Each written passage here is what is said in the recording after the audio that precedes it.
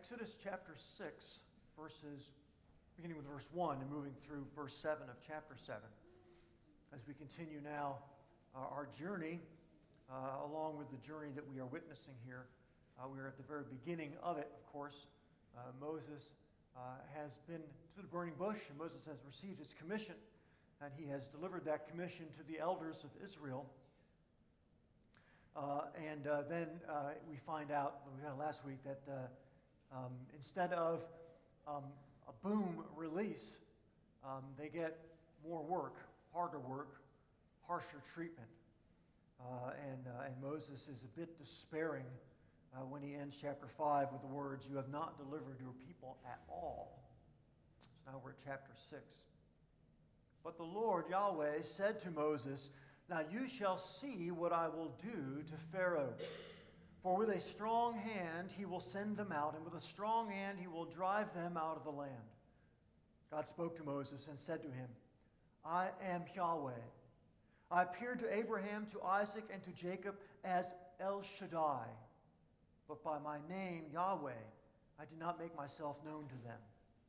I also established my covenant with them to give them the land of Canaan, the land in which they lived as sojourners. Moreover, I have heard the groanings of the people of Israel, whom the Egyptians hold as slaves, and I have remembered my covenant.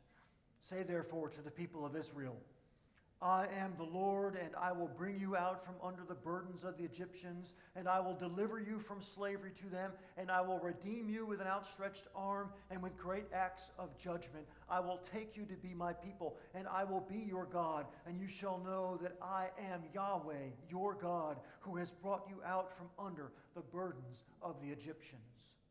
I will bring you into the land that I swore to give to Abraham, to Isaac, and to Jacob.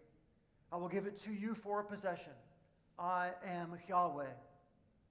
Moses spoke thus to the people of Israel, but they did not listen to Moses because of their broken spirit and harsh slavery.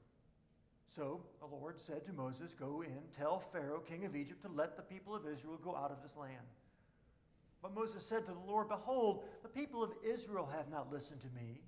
How then shall Pharaoh listen to me? For I am of uncircumcised lips." But the Lord spoke to Moses and Aaron and gave them a charge about the people of Israel and about Pharaoh, king of Egypt, to bring the people of Israel out of the land of Egypt. These are the heads of the fathers' houses, the sons of Reuben, the firstborn of Israel, Hanok, Palu, Hezron, and Carmi. These are the clans of Reuben. The sons of Simeon, Jemuel, Shemin, Ohad, Jachim, Zohar, and Shaul, the son of a Canaanite woman. These are the clans of Simeon. These are the names of the sons of Levi according to their generations, Gershon, Kohath, and Merari, the years of the life of Levi being 137 years. The sons of Gershon, Libni and Shimi by their clans. The sons of Kohath, Amram, Ishar, Hebron, and Uzziel, the years of the life of Kohath being 133 years. The sons of Merari, Mali, and Mushi, these are the clans of the Levites according to their generations. Amram took as his wife Jochebed, his father's sister, and she bore him Aaron and Moses, the years of the life of Amram being 137 years. The sons of Ishar, Korah, Nephig, and Zikri. The sons of Uzziel, Mishael, Elzaphan, and Sithri. Aaron took as his wife Elishabi, the daughter of Aminadab, and sister of Nahshon, and she bore him Nadab, Abihu, Eleazar, and Ethamar. The sons of Korah, Asir, Elkanah, and Abiasaph. These are the clans of the Korahites. Eleazar, Aaron's son, took as his wife one of the daughters of Putiel, and she bore him Phinehas. These are the heads of the fathers' houses of the Levites by their clans. These are the Aaron and Moses to whom the Lord said, "Bring out the people of Israel from the land of Egypt by their hosts." It was they who spoke to Pharaoh, king of Egypt, about bringing out the people of Israel from Egypt, this Moses and this Aaron. On the day when the Lord spoke to Moses in the land of Egypt, the Lord said to Moses, "I am Yahweh. Tell Pharaoh, king of Egypt, that I say to you." But Moses said of the Lord, "Behold, I am of uncircumcised lips. How will Pharaoh listen to me?" And the Lord said to Moses, "See, I have made you like God to Pharaoh, and your brother Aaron shall be your prophet. You shall speak all that I command you, and your brother Aaron shall tell Pharaoh to let the people of Israel go out of his land. But I will harden Pharaoh's heart, and though I multiply my signs and wonders in the land of Egypt, Pharaoh will not listen to you. Then I will lay my hand on Egypt and bring my hosts, my people of children of Israel, out of the land of Egypt by great acts of judgment. The Egyptians shall know that I am Yahweh when I stretch out my hand against Egypt and bring out the people of Israel from among them. Moses and Aaron did so. They did just as the Lord commanded them. Now Moses was 80 years old and Aaron 83 years old when they spoke to Pharaoh. The word of God for the people of God. There, of course, there's a lot to say in all of that. I'm just going to give you some overheading notes before I dig into one particular point. The overdriving notes that are interesting, at least as you first read it, I wanted to point out that in the beginning of chapter 6, the very beginning of verses, how God says this will occur. He says, with a strong hand, Pharaoh will send them out. With a strong hand, he will drive them out. God isn't just taking the Israelites out of Egypt. God is compelling Pharaoh to push them out of Egypt. God likes to do this with the kings, making the king kind of do his own work, as it were. Also note that chapter 6, verse 28 actually follows verse 13. You could read that from verse 13 to 28 and not miss a beat in the story. You take out all that long genealogy stuff that I tripped over so lightly. It's always fun to do genealogies because it's like doing a Dr. Seuss tongue twister, getting those names. And you can test me later if the names were pronounced correctly, but I bet you don't know either, so we're all good. But the genealogy is not just there, by the way, just kind of fluff. The reason I read through it, because it has a point to it. Genealogies in the Old Testament, in fact, do have points to them. They're not just there, like the middle school essay writer who writes, and then 20 times to pad the essay. It's there for a point. And the point here is, of course, Aaron and Moses, right? The genealogy begins with the first three sons of Jacob, and goes then, it starts with Reuben, Simeon, and then Levi, and then breaks out from Levi into the houses of Levi, focusing on Aaron and Moses. It confirms their lineage, and it authenticates their authority. Also note what happens in verse 26 and 27. I love this. We read through these things sometimes so fast we don't take the little things, but look at this little twist. Verse 26, these are the Aaron and Moses, to whom the Lord said, bring out the people of Israel from the land of Egypt by their hosts. It was they who spoke to Pharaoh, king of Egypt, about bringing out the people of Israel from Egypt. This Moses and this Aaron. Did you catch the flip? The genealogy ends with Aaron being first because he's the firstborn son. But then the narrative continues with Moses being first because Moses is the one who is like God to Pharaoh. And Aaron is just his prophet or his speaker. In negative terms, his mouthpiece, but we use that term sometimes too. So it's in a kind of flip right there to take note of that word order. Okay, and there's lots of other stuff to talk about. If you're over 80, these verses have great hope for you, right? Because Moses was 80, Aaron was 83, and they're going for it. They're going to do it. They're going to do what God tells them to do. I love it. Anyway, the point that I want to drive home to this morning out of all that is the idea of redemption. Okay, and I did a little bit with the kids, but that was that idea of redemption is true. It's not full, so I want to dig down into the fullness of what redemption means. And I'm looking particularly here at verses 6 and 7 in chapter 6.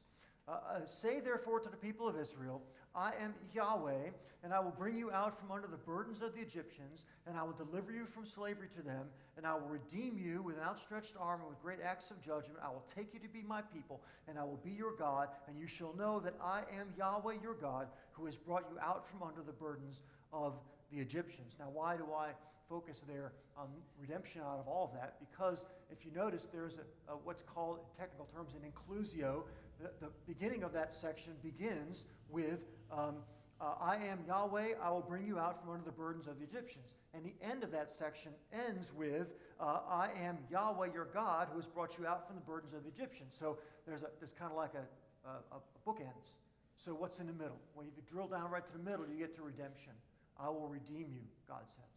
I will redeem you. And that's why I want to focus on redemption here, because I think that is really an important point that we need to consider. The technical definition of redemption is simply to deliver from the power of alien domination and enjoyment of the resulting freedom.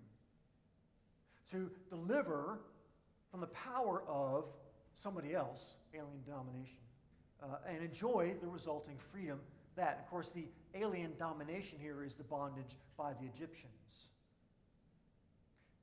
It's also connected with words like ransom and substitution. That is, one has to pay ransom to release a slave from slavery, or either that or provide a substitute of some kind. This plays out throughout the Old Testament and even into the New Testament, because the human institution of slavery or bonded servitude or indentured servitude, however you want to color that, the institution of that had been going on, did go on, and does go on today.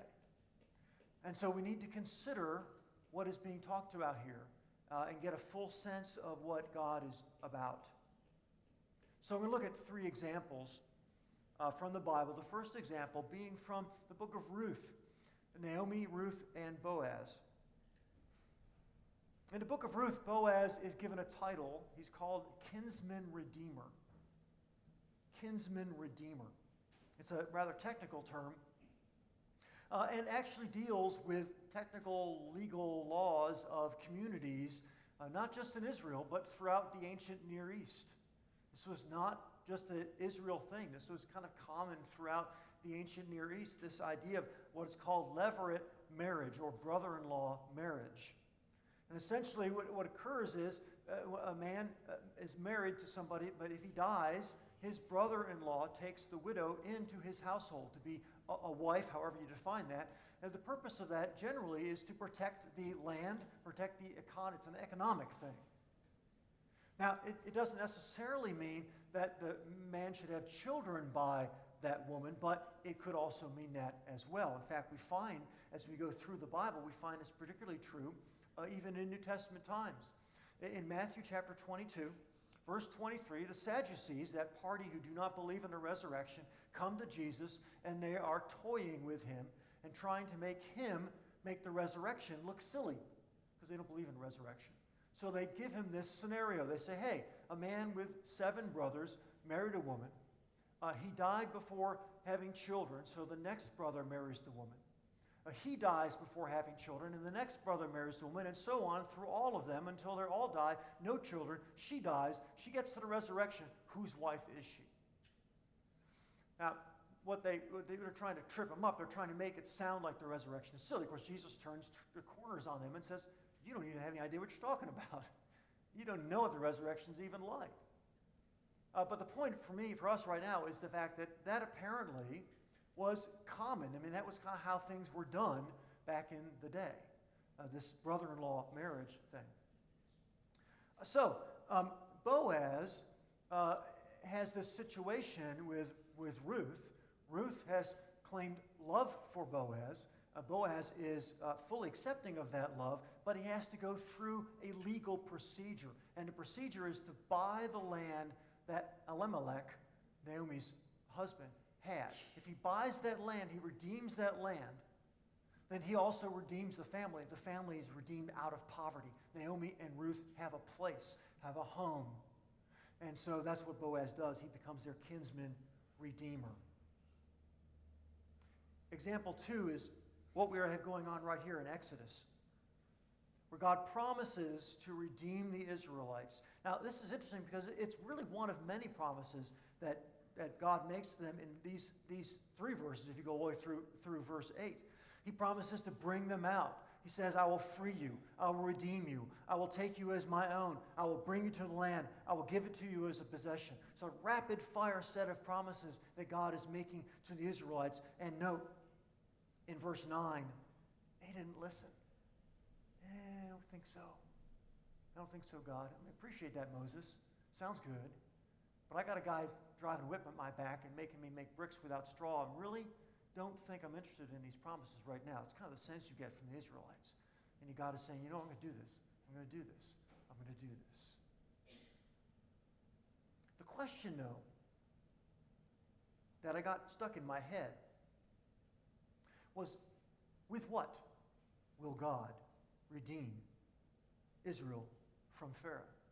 See, both examples, the example we talked about in Naomi and the whole idea of redemption, there's a purchase, there's a ransom, there's an exchange that has to go on. If you're going to redeem somebody, like taking a coupon, exchanging a coupon for money, there's an exchange. So with what is God going to pay the ransom to Pharaoh? With what? Well, first of all, God owns, right, everything anyway.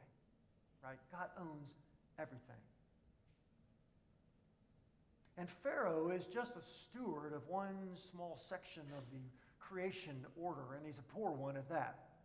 But he's just a steward. The question that still bugs me, what is God going to exchange to redeem Israel out of Egypt? Because he's not just storming the castle walls and breaking the walls down and letting them all kind of go free. That's not what's happening here. That's not what redemption means. I will redeem you, he says, with an outstretched arm, which is a vision of God's power extended to compel an action. And note the difference here. He says an outstretched arm, and in verse 6, in chapter 6, verse 1, he talks about Pharaoh having a strong hand. The arm rules the hand. God is going to make Pharaoh's hand do what God wants Pharaoh's hand to do. But with an outstretched arm, he's going to redeem them. He's also going to redeem them with great acts of judgment. And here is what we see God doing. It is not an exchange. It is not a ransom. It is not a payment. It is a sacrifice. God is going to sacrifice to redeem Israel out of Egypt. What in the world is God going to sacrifice? Well, one thing that we have in our favor, if you will, is that we know what's going to happen. We know that right at the next bit, we're going to begin the plagues. And we know the result of those plagues. I already told you that God owns everything. We know that. God is in charge of everything. God created everything. God created life. God created human life and animal life and plant life. It was God that spoke it into being. It is present and continues because God is present and continues. Life is important to God, human life even more so, because each human being bears the image of God. Every single one. Whether we like that person or not matters little. Human beings are image bearers of God. And as such, every death saddens God because it's a part of his image that is gone. And yet, we have these great acts of judgment. So rather than looking at God, as some people do, as being this all-powerful being that zaps these bad Egyptians, remember that there are complicit and non-complicit Egyptians, and there are animals that die in these plagues. And this is what God sacrifices. Because he takes no delight in death. But in order to redeem Israel out of Egypt, he offers this sacrifice. I think maybe perhaps it gives us a different insight into what God is about when we consider what he had to do to exact judgment on Egypt. I mean, it wasn't just Pharaoh, right? He could have just zapped Pharaoh. Pharaoh, you're bad. Boom, you're gone. But he doesn't. it's much broader, it's much wider, and we'll talk about the reasons for all of that as we go through them. But I don't think God is getting any pleasure at all, accepting that he is redeeming out of Egypt a people that he calls his own, who, by the way, did absolutely nothing to deserve God's worth or merit. They haven't done a thing. In fact, they're actually saying, you know what, Moses, I don't even want to hear it. And yet God redeems them anyway. And it costs him to do it. Example 3 is us. We are enslaved to sin. We are enslaved to sin. And the fact is, we would die in sin unless we were redeemed. This is what Paul says in Romans chapter 16. Chapter 6, verse 16. Listen to these words from Paul writing to the church in Rome. Do you not know that if you present yourselves to anyone as obedient slaves, you are slaves of the one whom you obey?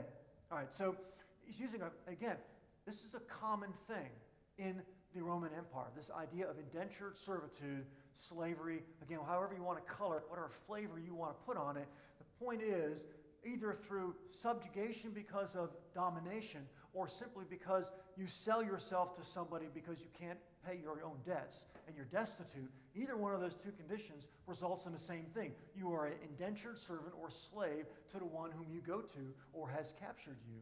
And so that's your situation. And Paul's saying, this is normal. This goes on. This is the situation. And he turns a little bit and says, either of sin, which leads to death, or obedience, which leads to righteousness. So he goes from this human experience and turns it into a theological experience. Now we have a choice, right? Two masters, sin, obedience. He says in verse 17, but thanks be to God that you who were once slaves of sin have become obedient from the heart to the standard of teaching to which you were committed. And having been set free from sin, yay, have become slaves of righteousness. Ooh, that's interesting. Where's the, we sang out of this morning? What page was that? Do you remember? There you go. I got it right away. So this uses some words, right, from Amazing Grace. And I always like to point this out because not everyone gets this. Oh, to grace, how great a debtor daily I'm constrained to be. Let thy goodness, like a fetter, bind my wandering heart to thee. And of course, especially younger people don't know what a fetter is. It's one of those old words. We don't know what's a fetter. You've probably seen the pictures of 18th, 19th century American slavery. It's the metal binds and chains. That's a fetter.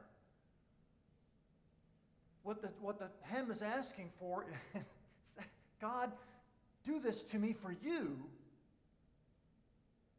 Free me from that. But do this to me for you. That's a crazy thing to say. And that's exactly what Paul says, isn't it? Thanks be to God that you who were once slaves of sin have become obedient from the heart to the standard of the teaching to which you were committed, and having been set free from sin, have become slaves of righteousness. It seems like slavery is sort of our lot in life. We like to think of ourselves as free, meaning we can do whatever we want to do. And in some cases, that's probably true, but there is a resulting of that. There's a deeper relationship that we have to consider, and that's our relationship with God. So we're either slaves to sin against God or slaves to righteousness for God. There isn't a middle road. There never is in the Bible. There's never ABC choices. It's always one or the other. And so therefore we find ourselves in a situation, enslaved to sin, dying in sin, unless we are redeemed. So how are we redeemed? Well, God sends a substitute, right? Makes a sacrifice. And it's a harder sacrifice even than all those Egyptians and all those animals. This one is God on the cross. This is himself saying, I love you so much, I'm going to do this to myself for you. God sent a substitute to pay the penalty of sin so we wouldn't have to. Some people like to talk about that either. The idea of Christ paying a penalty on the cross, some people are adverse to that. They don't like that image. I don't know why, because it's true. Sin was nailed to the cross in the humanity of Christ. And thanks be to God, because we don't have that penalty on us any longer. Those who accept the redemption offer. If you don't accept the redemption offer, then that sin is still on you. It's not like just a reminder, okay, Christ's death on the cross is sufficient to cover the sins of the whole world from Adam until whenever the world comes to an end and is recreated. Christ's death on the cross is sufficient to cover all of that, but it's effective only for those who say, yes, I believe in Jesus Christ as Lord and Savior. Those people are redeemed. They claim their redemption. And God claims them and never lets go. Never. That is redemption in a fullness. That is what God is about here with Israel. It's going to get crazy in these next few chapters. It's going to get intense. God is moving with an outstretched arm of power to bring his people out, to cause Pharaoh to drive them out, to claim a people for his own, to make a nation. Because he likes nation building? No. Because from that will arise the Redeemer with a capital R, who cover the sins of all who place their faith in him. May God bless his word. Amen.